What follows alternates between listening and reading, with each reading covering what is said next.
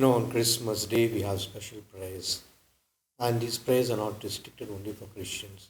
We pray for the whole world. In fact, we have five prayers. The first prayer is for all the leaders of ours. The second prayer is for those who are sick and the poor. The third one is for the community.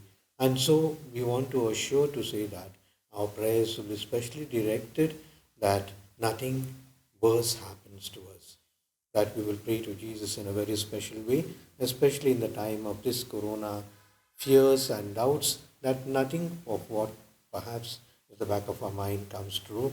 And not only the new year, the rest of the year also will be a year of grace and blessing to all of us. The new year brings with it new challenges. But surely the Indian population is strong enough to bear any challenges, and we have crossed two corona waves, and I'm sure, I hope there won't be another wave, but even if it comes, we will all stand together, and the government can surely stand assured that the Christian community, we will do our best. Like the last time our hospitals were opened, we in Bangalore opened our schools also, to convert them into the hospitals, etc.